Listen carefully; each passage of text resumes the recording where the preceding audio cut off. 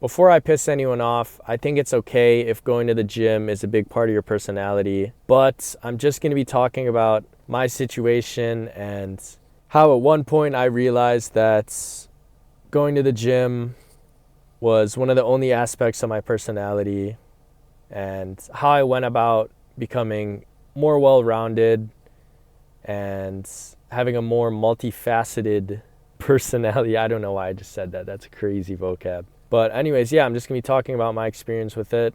And I'm going to kind of sound like an unk saying this, but back in high school, which, I mean, it wasn't that long ago, but freshman year of high school, I just started lifting near the end. And that next summer, pretty much all I did was workouts. If I wasn't doing anything with my friends, it was kind of rough. All I would do is go to the gym and then scroll and do nothing for the rest of the day. Because I would just go to the gym and then I'd be like, okay, now what? I already went to the gym. What am I supposed to do for the rest of the day? But eventually sophomore year rolled around after a full summer of just pretty much only lifting. And I remember doing the beginning of the year icebreakers that everyone hates. But specifically, I just didn't really know what to say for the fun fact about myself or the interesting thing about myself.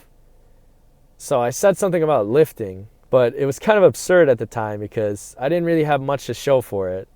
I mean, I gained some muscle, but by no means was I some crazy giga chad huge dude. And that's when I kind of realized that I needed more hobbies and I kind of needed to get a life and touch some grass. But anyways, fast forward to now, I had more icebreakers because I just started college.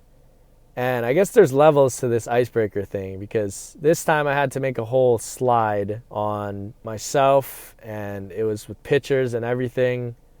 And this time it was fine. I actually thought it was going to be fun and I actually enjoyed making the slideshow and talking about it in class. And this time I actually got glazed a bit by one of my friends. I mean, I had some pretty niche stuff on there as well as just some stuff I did in the summer, some basic activities.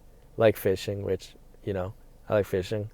But anyways, I don't know who needs to hear this, but if you are that guy who's kind of stuck in a loop of not really having a hobby or not really knowing what they're interested in yet, what I recommend is just trying new things out and figuring out what you actually like.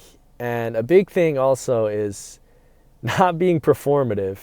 And I say this because I've seen videos on YouTube that are like cool male hobbies, and it's just kind of ridiculous to see that people are purposely picking certain hobbies just to look cool or to be perceived a certain way, which, I mean, I have some kind of like some niche stuff that I'm interested in, some of which could be perceived as nerdy. You know, I'm fine with that because that's what I like, and it just doesn't really concern me how it's perceived, besides if it's like a terrible activity.